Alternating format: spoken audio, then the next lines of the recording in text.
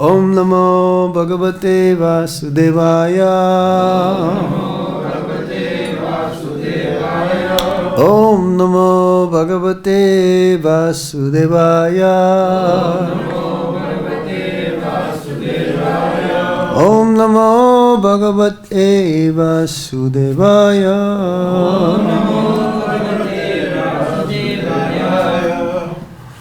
So we continue reading from the Bhagavad-Gita as it is, and we are in the introduction part, page number 8. This is the last paragraph. Right in the bottom it says Isvara. Okay? So we continue reading. And this is a long, so many pages. How many pages? 30 pages? Huh? 30. I gave you 2 pages. What? I gave you 2 pages. You only gave me 2 pages. Okay. Actually, this Bhagavad-Gita, the first one, that was written by Srila Prabhupada while he was in India before coming to America during his Grihastha ashram life. His wife somehow exchanged the manuscripts of the Bhagavad Gita for some chai or tea biscuits. You know, because in those days, or even today, they don't take tea without some biscuits. What do you call this, very rough? Rusk. Huh? Rusk? Rusk. They still have that, right? Sometimes we've seen the people in Vrindavan, they feed to the dogs. So, yes. So he gave an ultimatum to his wife, tea or me? And of course the wife chose the tea instead of Prabhupada. So Prabhupada left, and he had a dream of his Guru Maharaj to take sannyas. And also his god brother persuaded him to take sannyas. Bhakti Pragya Keshav Maharaj. And then, when he came to America, he was also translating and giving his purports. But the second time, he was stolen in his apartment. The thief actually is the janitor, because he was the one who says that, oh, he must have came from there. It's like a ceiling is broken. And typewriter and also his manuscripts again, the Bhagavad-Gita was stolen twice. So now what we have is the third attempt. And even the Macmillan Company, they agreed to publish his Bhagavad-Gita as it is. The abridged edition means shortened. They cut some of his purports. But this is the unabridged. Unabridged means the complete. And then some of his editors, they, after becoming familiar with Srila Prabhupada's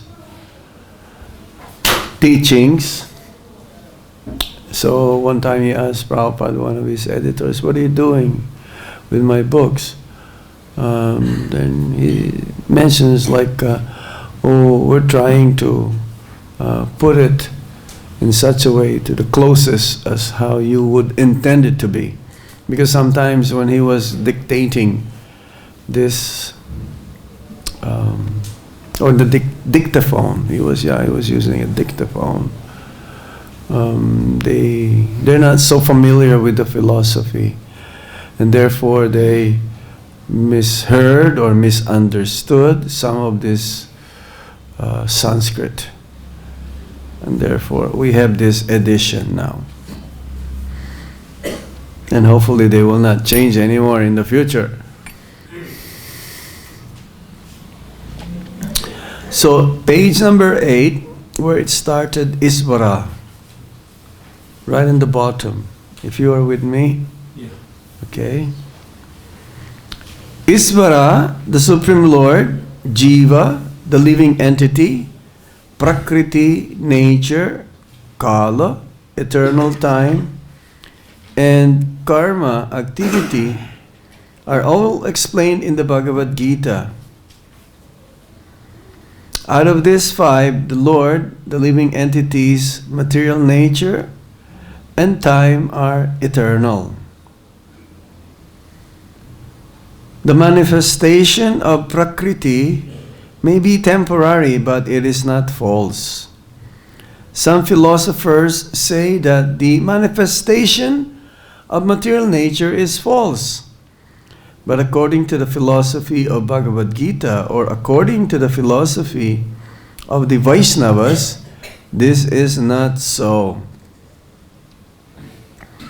The manifestation of the world is not accepted as false.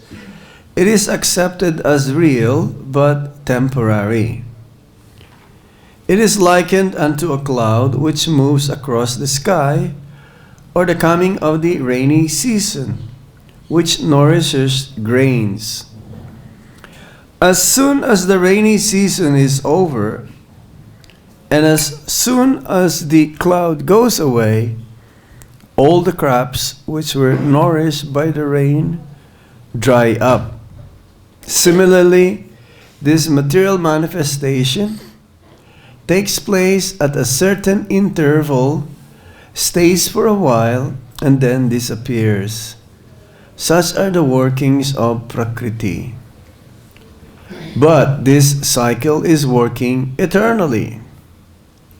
Therefore, Prakriti is eternal. It is not false. The Lord refers to this as my Prakriti. Mama Maya. This material nature is the separated energy of the Supreme Lord, and similarly, the living entities are also the energy of the Supreme Lord, although they are not separated but eternally related. So the Lord, the living entity, material nature, and time are all interrelated and are all eternal. However, the other item, karma, is not eternal.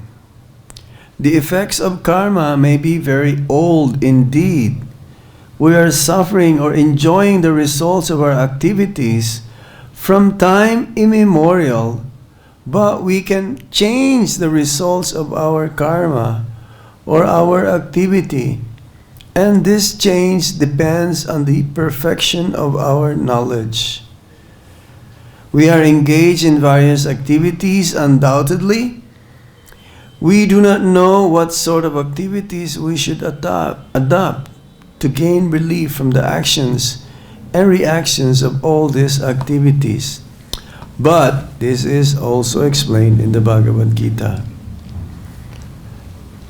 So yes, these 5 main topics of the Bhagavad-Gita now are being introduced.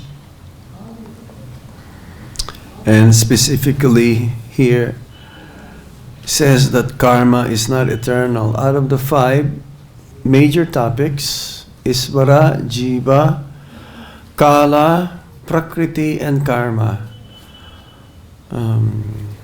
All of them, the 4 are eternal, but karma, even though it is also real, it's happening, it will happen, it happened. There is also a certain time when one can stop the reactions of one's material activities when one focus or repose his activities for the pleasure of the Supreme Personality of Godhead. The reason why we are suffering, Prabhupada says, is because of ignorance. We are not in knowledge. Knowledge means applying what we've learned. So people, out of ignorance, they create more and more future lives based from their activities and the reactions, whether they have to suffer or enjoy from what they have performed. And some of them, the results are still not fructify. It is there, but somehow it's not sprouting yet. It's like a seedling form. It's like a seed. When you plant the seed, it's covered by earth. You don't know it's there. So some of these reactions are inside us and still not. It will fructify. It will come at a certain time. Karma is very intricate.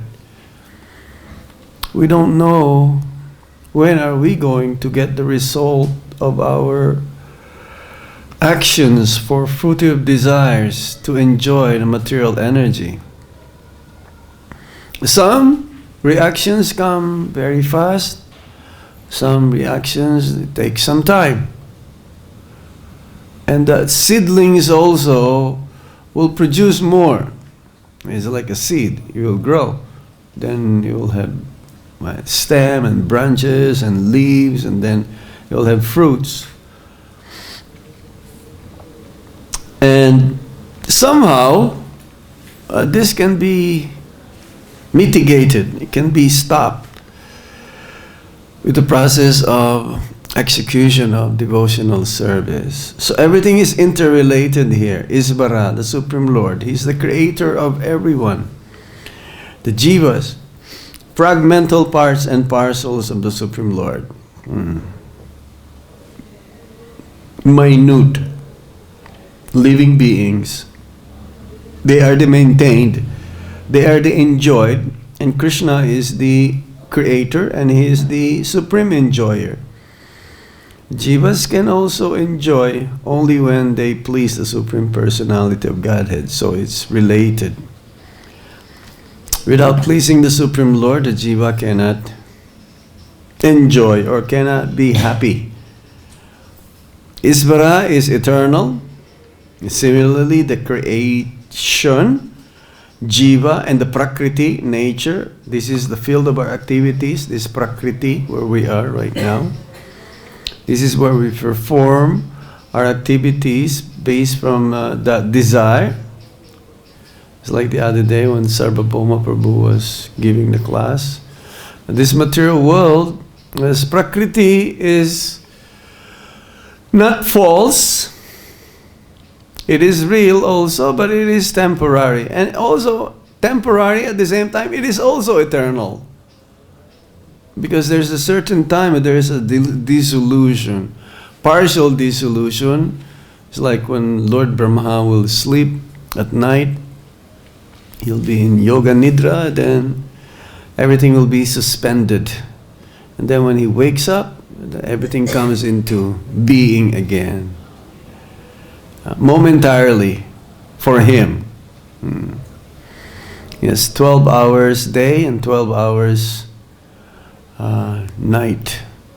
And he says Lord Brahma now is in his 50 years old. So Lord Brahma is 100 years old. So after that 100 years old, there is also dissolution. But that is not again, that is only partial again. But then there is another one when Lord Vishnu, Mahavishnu will inhale, then all the universes goes inside his body. And then when he exhales, then all of the universes will come out from the pores of his skin. That is the creation. So, yes, Prakriti, this material energy is divine. Daivim Prakriti, because it's also coming from Lord Krishna. As we've heard also, Maya also is an expansion from the Yoga Maya, potency of the Supreme Lord. Everything is originating from this spiritual world. Whatever we see here in this material world, also present in the spiritual world, but the perverted reflection of what we see here. So this is Prakriti. And Kala is eternal. You cannot stop time unless you run out of battery with this. But still, that doesn't mean that time stops. Time still, it's a cycle. 4 yugas, Kali Yuga, Dwapara Yuga, Treta Yuga, Satya Yuga, and then Kali Yuga again. But after Kali Yuga, what happens? It'll be Satya Yuga again. That's how it goes. Yeah. So which one is first? Satya Yuga. Satya Yuga is first. But see, people thinking that, yes, time is, there is a saying, you cannot, time and tide waits for no one, because it is eternal. You cannot wait. When you're due course to receive what you're supposed to receive, you will receive it. So, patience is a great virtue. Devotees are patient. They know that this is the element. Time is also time. I am the destroyer of everything. This is the representation of Krishna, the impersonal representation of Krishna. We don't see time, but we can see also. We feel more time than seeing time. We see, it's 5:54. Okay, the next time will be 5:55.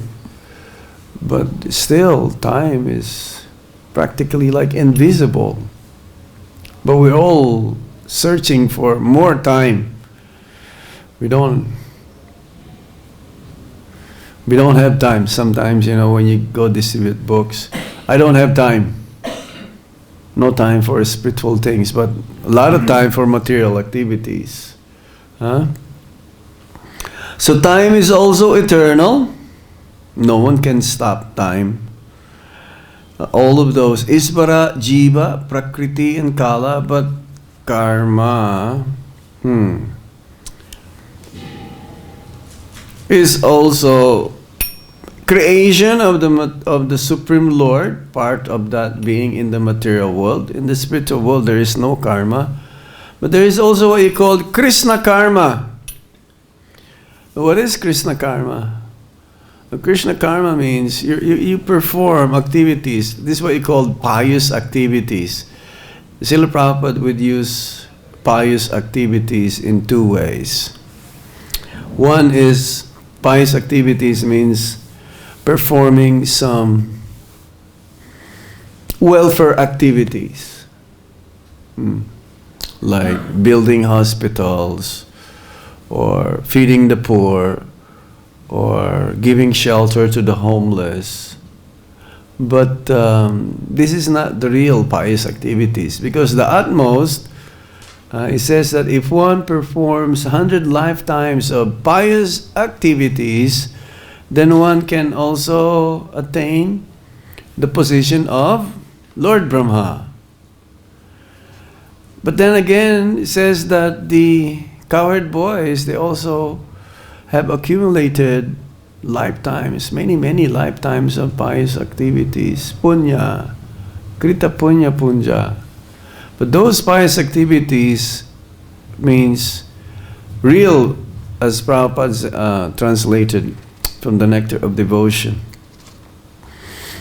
Bhakti Rasamrita Sindhu. The highest social welfare activities is Krishna consciousness. when you give Krishna consciousness to others. Highest social welfare activities. Spreading Krishna consciousness. So that this is real pious activities when one performs bhakti. So only after accumulating hips and hips, that means lifetimes after lifetimes of pious activities, performing bhakti-yoga, then one can come to purification, pure state, the Brahma Bhuta platform. So yes, that's karma. For every action that we perform, there is a reaction. So all of this says here, manifestation of this world is not accepted as false. It is real. It is real, but it is temporary. Prabhupada gave an example, is like rain clouds. They come and go. Like seasons. Winter, spring, summer and fall. It's like now it is winter in Vrindavan. Very soon, like 15th of January, is what? Makar Sankranti, right? Supposed to be the first day of spring, isn't it? Not really. Not really. But this is when the sun starts to go to the north. Huh? Yes. This is the time when Bhishmadev left his body. Yeah. Passing away of Lord's pure devotee, Bhishma. So, it comes and go like winter, the seasons, such as the workings of the Prakriti. But it is there, it is eternal. But then it says here, however, the other item, karma, is not eternal. Because when one performs bhakti, then that's the time that the karma slows down.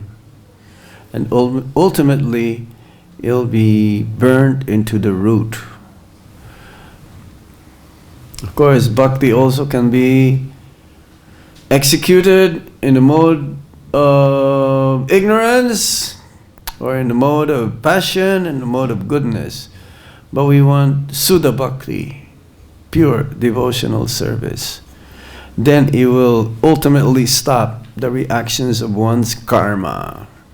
The effects of karma will not be there anymore.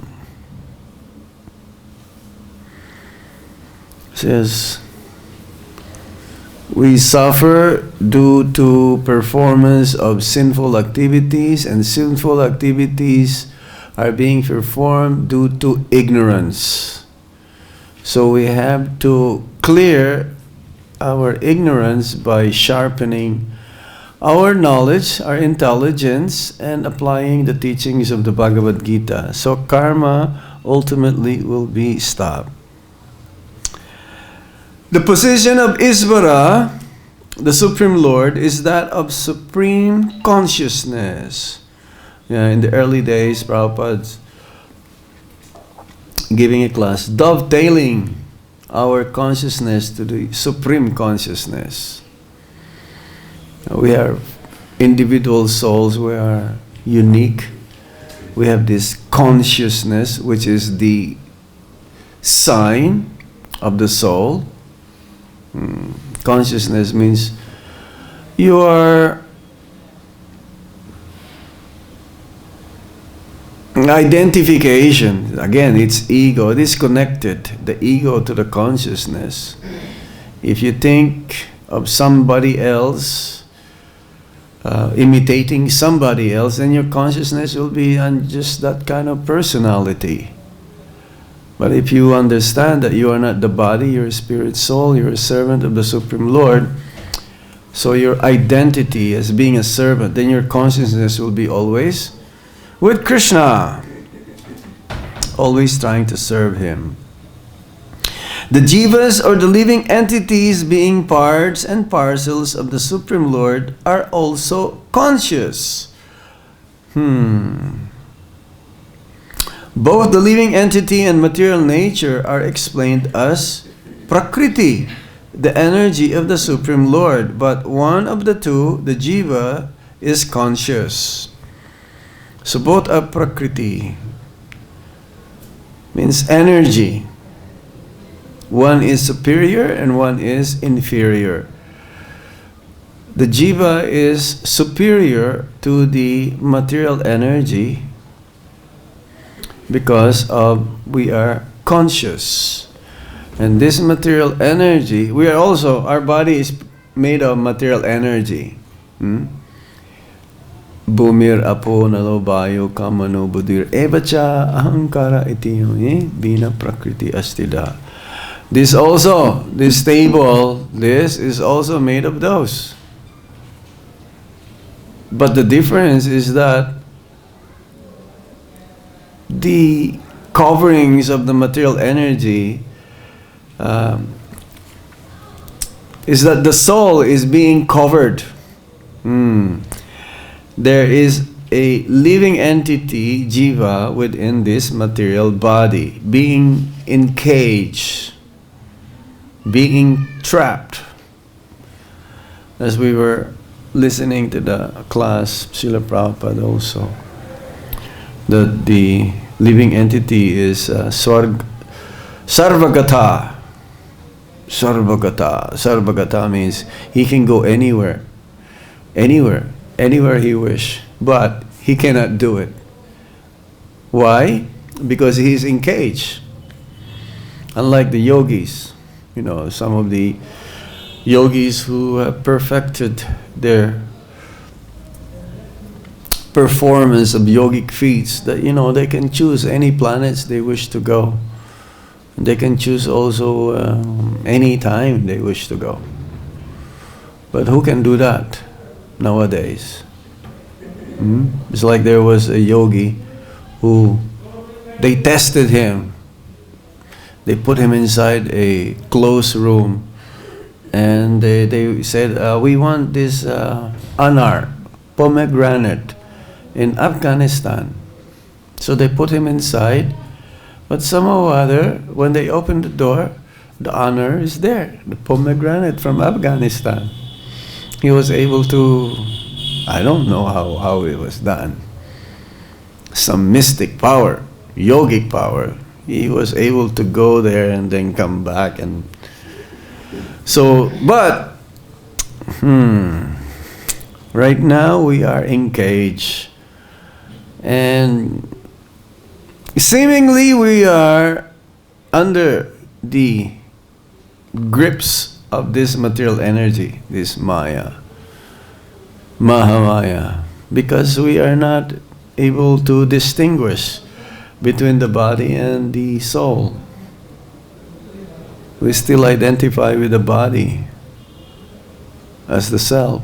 And Prabhupada will hammer again and again, you are not this body.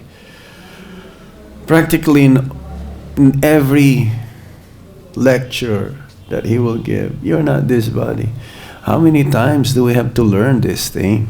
We cannot even go beyond this. We're not the body. But when we say you're not the body, means also get out of the mental platform. That is the problem. The mind, the mental platform. Thinking that you are the body. The thinking is the mind, who is also material. So we have to go beyond the mind. We have to use our intelligence, sharpen our knowledge, and then we'll come to the ego platform that we are servants of the Supreme Lord. This is consciousness. That's why we especially in human platform, how we can really be able to understand the other living entities who are in the lower species of life. It's not possible for them to understand what is consciousness, who is God, what is the purpose of life. Therefore, the jiva prakriti is called superior because jiva has consciousness which is similar to the Lord's. Yes, we are small sample of the Supreme Lord. We're just like a drop in an ocean. An ocean is big, unlimited, but then a drop also has the same quality as the ocean. And if you put the drop back to the ocean, that drop did not become the whole ocean. It still has that molecule of being a drop. So there's no way that we can become supreme conscious. We are conscious, yes, but the Lord is supreme consciousness. The Lord's is supreme consciousness, however, and one should not claim that the jiva, the living entity, is also supremely conscious. Well, supremely conscious means you know everything. You know everything, what's going on. You know what's going on, who's chanting in the temple room? Maybe, you know. Maybe there's a schedule. That is supreme conscious means. You know every nook and corner of the creation, both the spiritual and material world.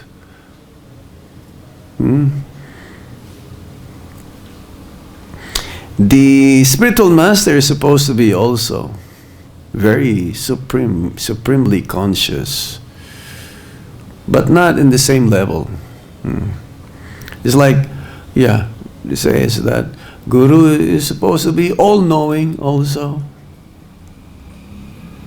but not really like the Supreme Lord being all-knowing.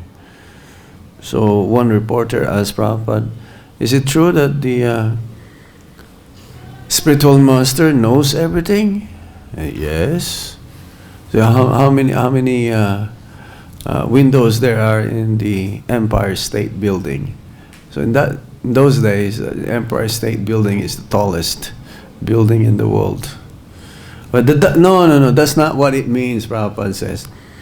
It says, the Guru is all-knowing because whatever Krishna wanted him to know, he will know. And one time there was a devotee who left, and Prabhupada did not know. So Prabhupada asked, where is this devotee? What did he do? Well, he did this, he did that, one of his disciples says. Oh, Prabhupada says, why you did not tell me? And then the disciple says, oh, Prabhupada, we thought you know. You know everything. He says, the Guru doesn't know everything. Whatever Krishna wanted him need to know, he said, if you have told me, I could have saved him from leaving. So that is the difference.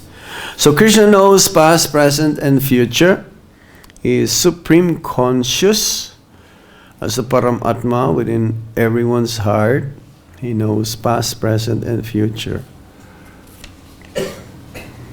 Somehow he doesn't interfere. He knows that, whether we'll be in danger, and he knows whether if we're going to fall into Maya. He knows, but then he will give us an indication, some warning. And if we are sharp enough, then we will be saved. The living being cannot be supremely conscious at any stage of his perfection. And the theory that he can be so is misleading theory. Conscious he may be, but he is not perfectly or supremely conscious. The distinction between the jiva and the isvara will be explained in the 13th chapter of Bhagavad-Gita. This is one of the most difficult chapter, 13th chapter. The Lord is setragya, conscious, as is the living being. But the living being is conscious of his particular body, whereas the Lord is conscious of all bodies. It's like Prabhupada says, if you have a toothache, I cannot feel the pain, but I can see. And you may be able to hide the pain.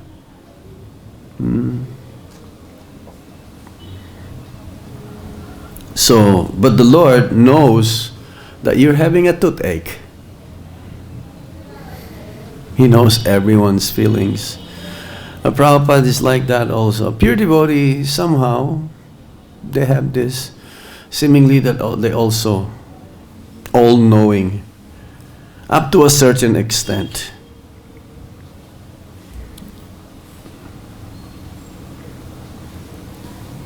Because he lives in the heart of every living being, he is conscious of the psychic movements of the particular jivas.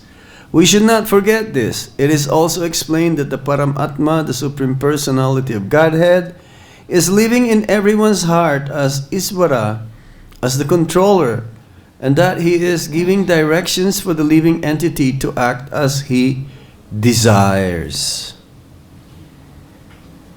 You see? He is giving directions for the living entity to act as he desires. Where can you find a personality like that? He's giving you all the freedom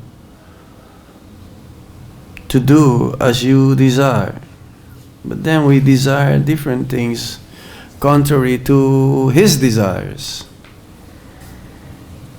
That makes us or put us into troubles.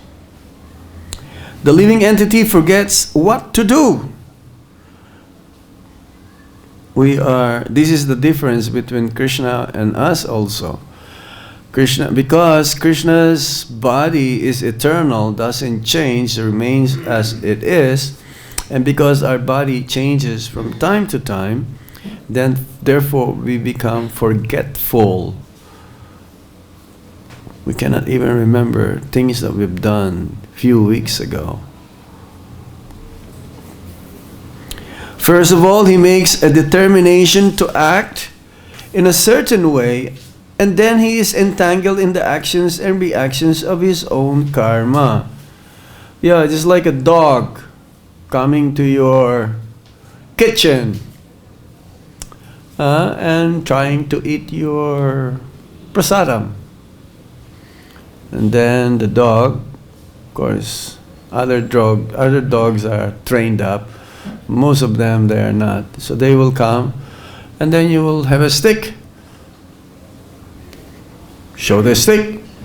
Then the dog will go away. But after some time, the dog, he will forget that. The dog will come back again and try to grab your food. So we're like that. We're always forgetful. That's why in the association of devotees, will always remind us about Krishna, about the purpose.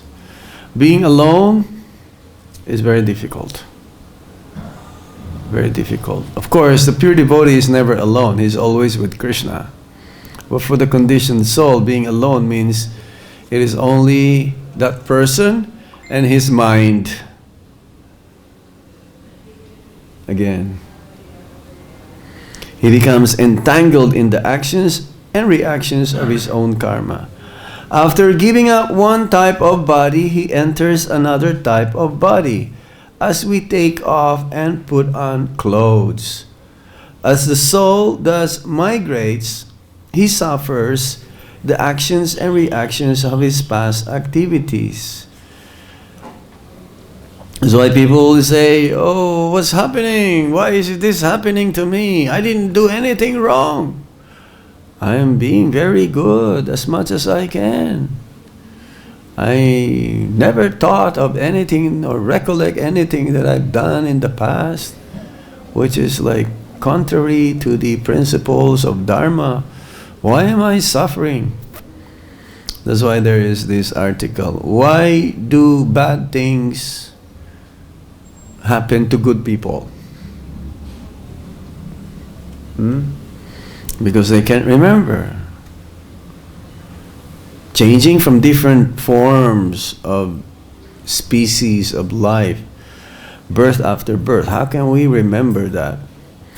And Prabhupada says, if we are able to remember what we were before, we'll go mad. It's abominable. These activities can be changed when the living being is in the mode of goodness, insanity. Insanity, not insanity. It can be like insanity both together, the worst, that means crazy, or insanity means sober. And understands what sort of activities he should adapt. Prabhupada says, at least we should come to the mode of goodness. Most of the times we're in the Tamagun and Rajagun. But when one starts to follow, especially the process of sadhana bhakti, Vaidhi sadhana bhakti, at least it comes to the platform of goodness. And then that is the stepping stone towards pure goodness, Suddha Sattva.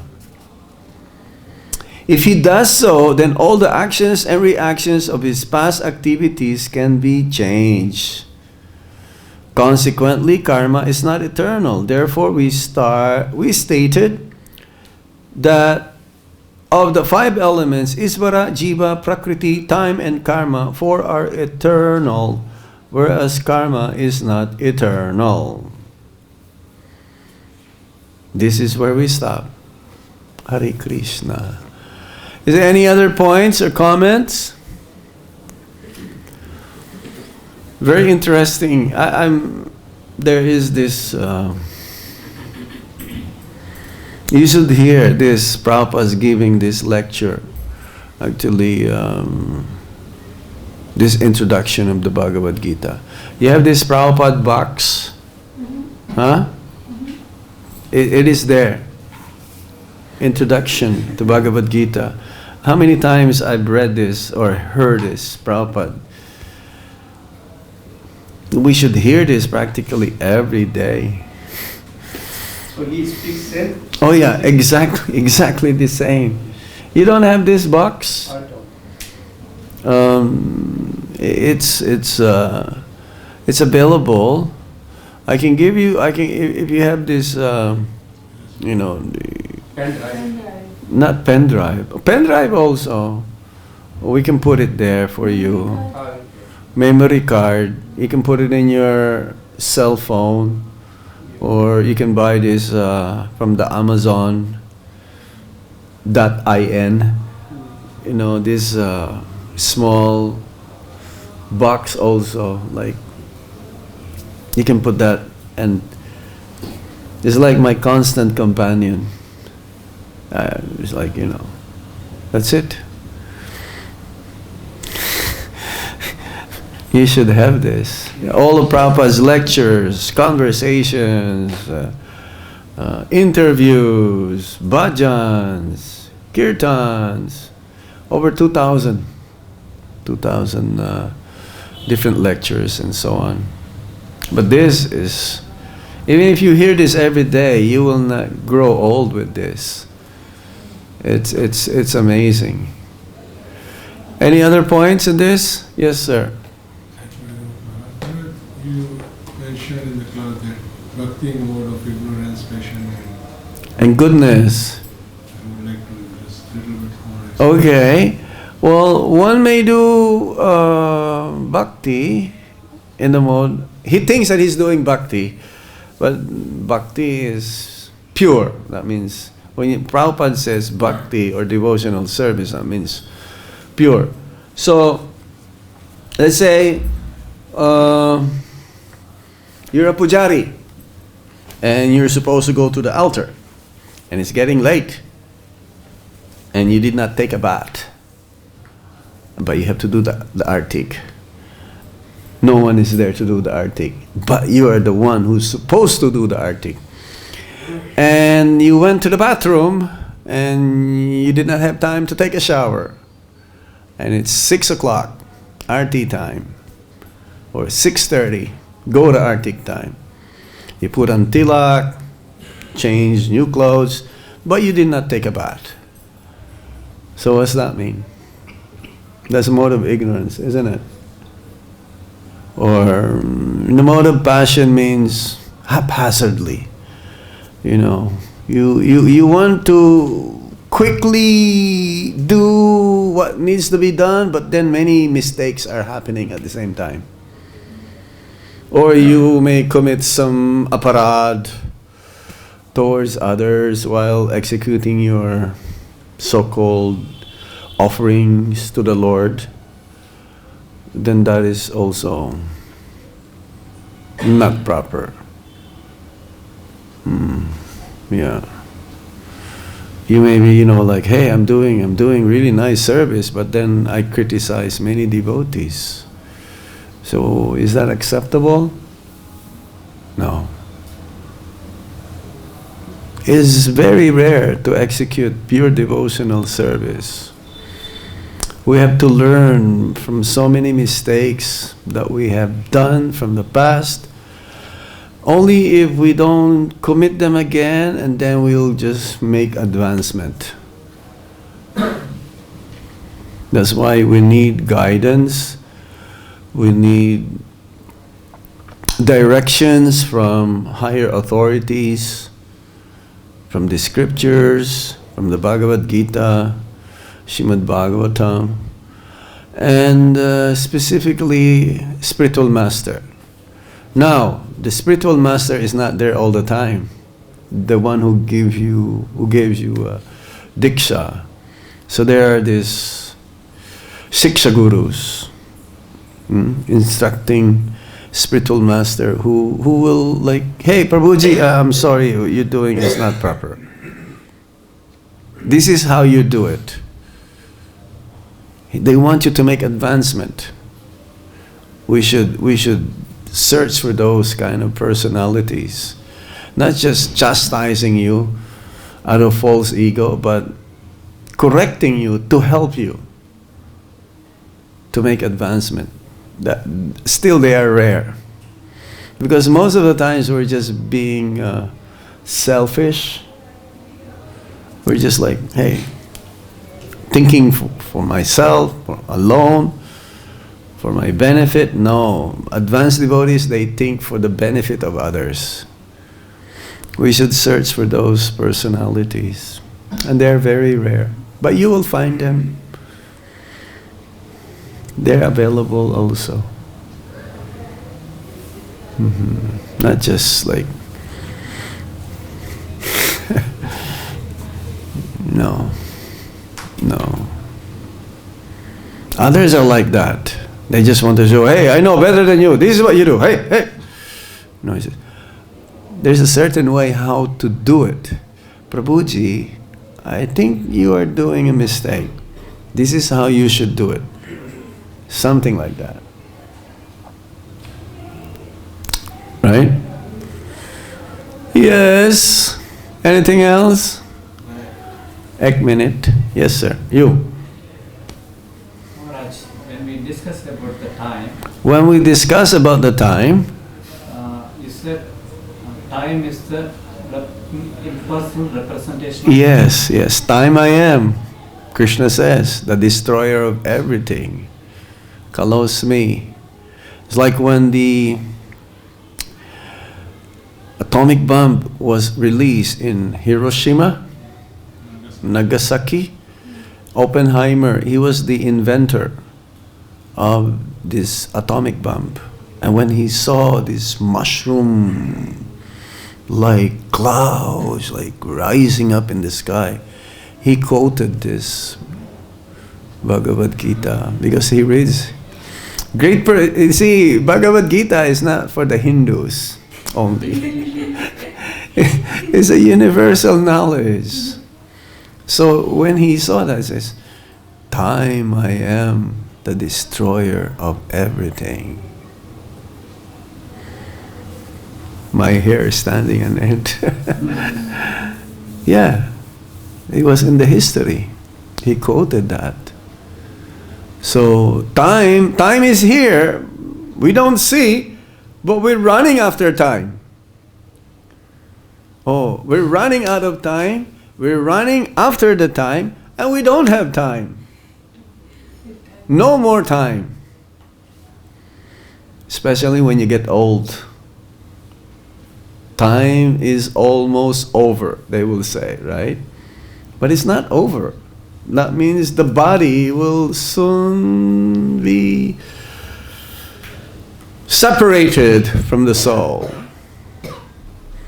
For the young, they will say, Prabhuji, Maharaj, I have all the time. Right? I'm young, I have all the time. When I get old, I'll be serious. Now, it's okay. I can do it still. I have time. They don't have time. No one has the time. But when you're with Krishna, 24 hours is not enough. When they're doing the rasa dance, Lord Balaram, one night is like one day of Lord Brahma. That is the time that they spent. Or was that Yugayitam nimishena chaksusa prapisayitam. I consider a moment to be like 12 years or more. When they blink their eyes, the gopis, it says, they curse Lord Brahma because the time that they blink their eyes, they don't want to have that because they don't want to be separated with Krishna. So that blinking is a moment for them to consider to be like 12 years. And what is 12 years? Is one kalpa.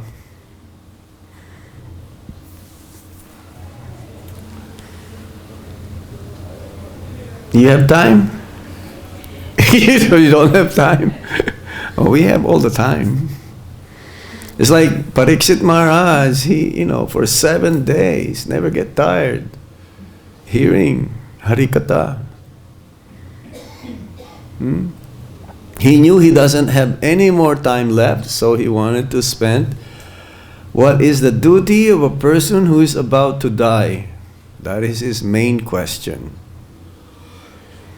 But we think that we're going to live forever. And we want to live forever. But not in this body. Not possible. There is a certain time limit. When it's up, you cannot even buy 1 second. It's like rich people. They will tell the doctor, Doctor, whatever you want, I will give it to you. Just give me more time to live. Because I have not done. Oh, I have my daughter.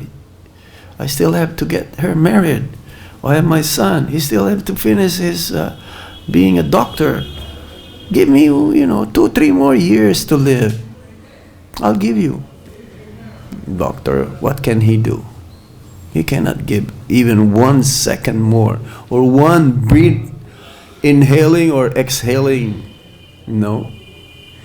Just like it says that we all have a certain amount of breathing in and out of air. And when you're done, let's say 333,004,006, like whatever. It cannot be one more. That's it. Once you reach that limit of breathing in and out, that is your quota. That's it. It's like when a person is about to die, he was like, he's grasping the breathing is much faster.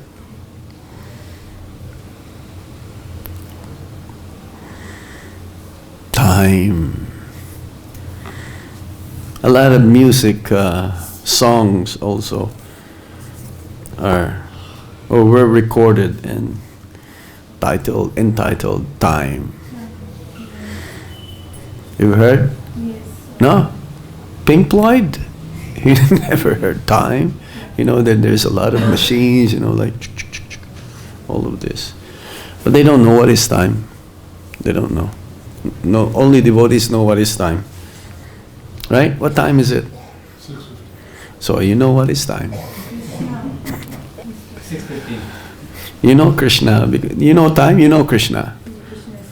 Yes, sir. Maharaj, you were speaking about the roads which are in our still to be put in. Oh, yes.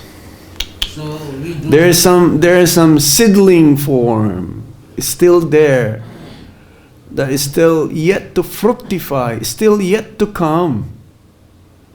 Due to these seeds actually are products of the sins or the fruitive activities that we have performed in the past. It's still not coming out, but it will come out one day. But you can stop that. You can burn that seed from inside with bhakti. It doesn't have to come out. That can be like burned to the root when you perform pure devotional service, which is very rare. So we have to try. Hope against hope. It's not so easy to attain bhakti. But at the same time, this is our nature. We just don't think. That's why before we do something, we have to think 3 times before we make decision. And one who's in a mode of passion and ignorance, you'll just like immediate. And usually the immediate reaction is wrong because you're not in the mode of goodness. Those who are in the mode of goodness, before they make decisions, takes time. Sometimes they will ask 2 or 3 devotees, Prabhuji, what do you think? What do you think? What do you think? And that is, who does that? Prabhupada. Prabhupada, you will ask shall we go today or what do you think? Shall we go? Do you think it's a good time to go?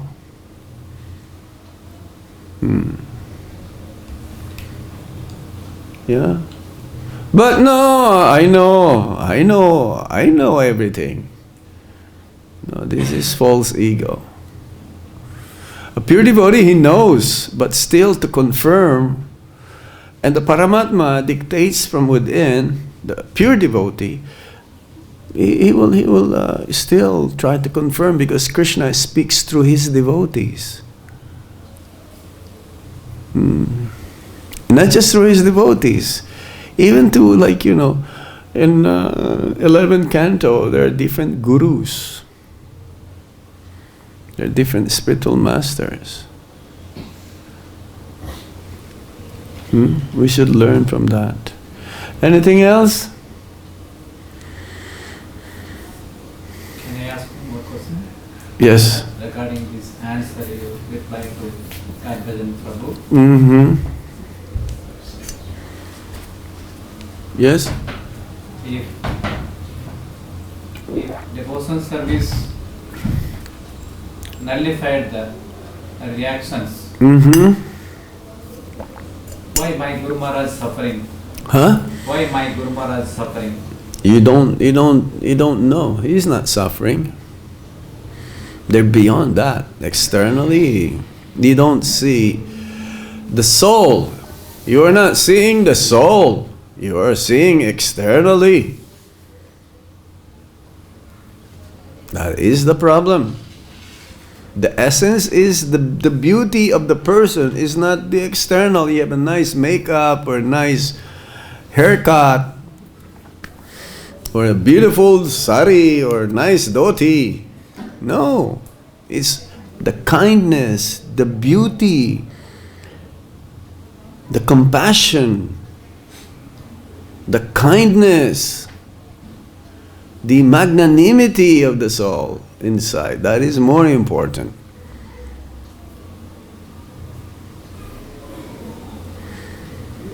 Medically, he cannot explain. Your guru is, still with us.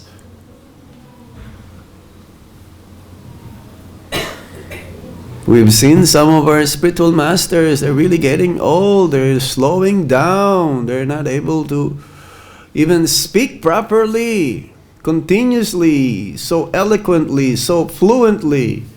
But you can tell they're special compared to others who are in the same external condition. They're empty.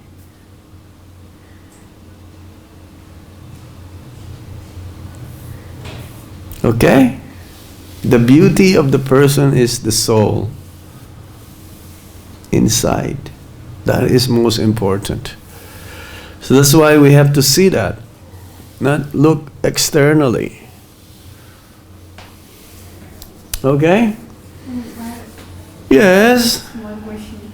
So when you said that we are actually not body, so it's true. But when it is actually not coming in actual, practical way, it's like we still recognize, I still recognize myself as a body. I mean, after thinking a lot, like many times. Yeah.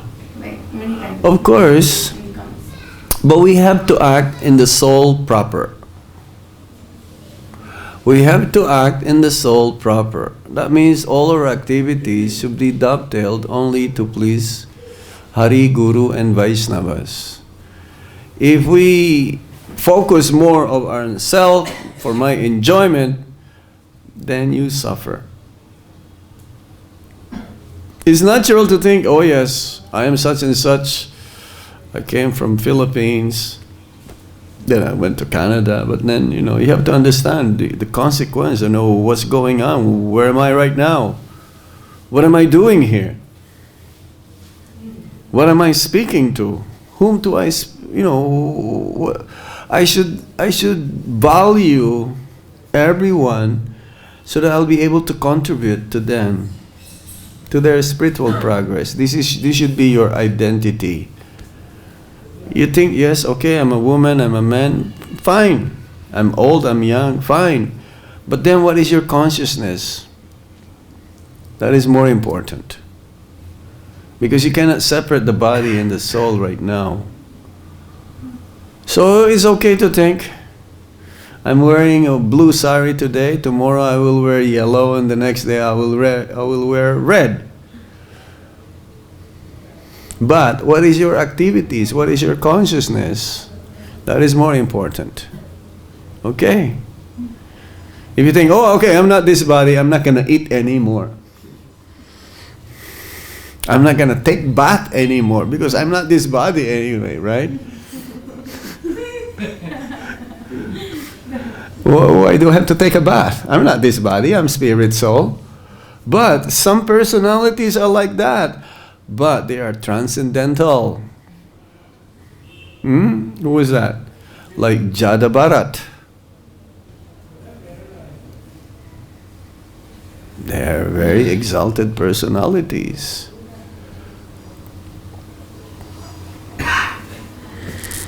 We cannot imitate those personalities. We have to follow the norms. We have to adjust because we still have this body.